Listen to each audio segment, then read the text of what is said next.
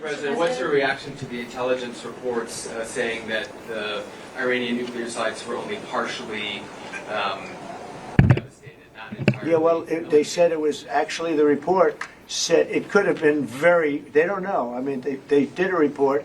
I could have Pete talk to it because his department did the report. They really don't know. I think Israel's going to be telling us very soon because Bibi is going to have people involved in that whole situation. We hear it was obliteration. It was a virtual obliteration. When you take a look at the ground above, don't forget the flame is all underground. But everything above, if you look at the before and the after picture, everything above is burned black. The trees, everything.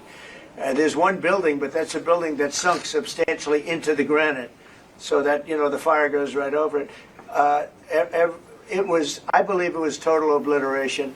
I believe they didn't have a chance to get anything out because we acted fast. If it would have taken 2 weeks maybe, but it's very hard to remove that kind of material. Very hard and very dangerous for them to remove it. Plus, they knew we were coming, and if they know we're coming, they're not going to be down there. There aren't too many people that are going to be down there. Pete, do you have something to say about that? Well, Mr. President, when you talk to the people who built the bombs, understand what those bombs can do, and deliver those bombs, they landed precisely where they were supposed to, so it was a flawless mission. Flawless.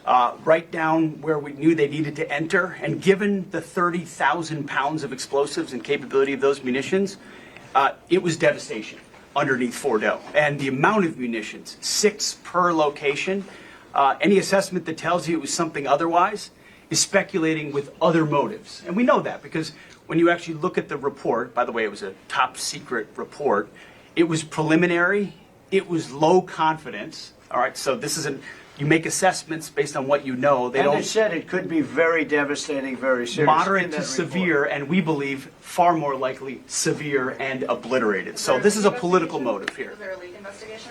Of course, we're doing a leak investigation with the FBI right now because this information is for internal purposes, battle damage assessments, and CNN and others are trying to spin it to make the president look bad when this was an overwhelming success. No, first of all this stuff about the intelligence, this is what a leaker is telling you the intelligence says. That's the game these people play. They read it, and then they go out and characterize it the way they want it characterized, and they're leakers. This is the game they play. So that's number one. Number two, here's a fact. The conversion facility, which you can't do a nuclear weapon without a conversion facility.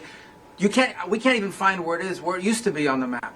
You can't even find where it used to be because the whole thing is just blackened out. It's Right. gone. It's wiped out. It's wiped out. Then we dropped 12 of the strongest bombs on the planet right down the hole in 2 places. Everything underneath that mountain is in bad shape.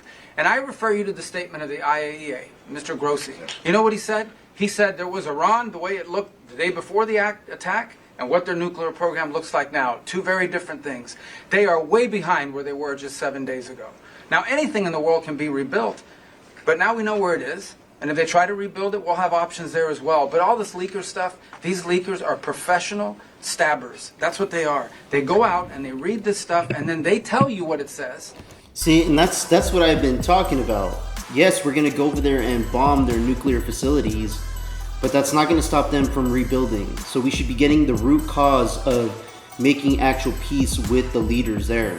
If they don't want to sit down and make peace, they need to step down, and we need to figure out a way to put somebody else in power to run that country in peaceful terms. Because we're just going to keep doing this every couple years. They're going to keep rebuilding. They're going to be preaching death to America. We're going to have new presidents come along and say, okay, we need to go attack them again. We need to spend more of taxpayer money to carry out these missions. We need to get the root of the issue and solve it. I'll alert you to one other aspect. So the great thing is you took out the nuclear capability of Iran. This was crucial. You did it in a way which is extremely impressive. But the signal sends to the rest of the world that this president, when it comes to it, yes, he is a man of peace, but if necessary, he is willing to use strength. The enormous strength of the American military. So I think that signal to the rest of the world, this is far beyond Iran, is extremely important. So let me also point us to that aspect of what happens. I don't know, have they did the ceasefire? Because I still don't know if they actually did. Because last I heard, they were still attacking each other, Israel and Iran. And this could just be a huge setup for President Trump. His opportunity to take action to show the world, hey, we're not a weak military, we're not a weak country. I'm not a weak president. I will make moves if necessary. And I think this was to show the world and all these other countries that have this, smirk on their face when they think about the U.S. That's changing under this new administration. Let me know what you guys think about this in the comments below. Like and subscribe, I'd appreciate it. Till next time, peace out, everybody.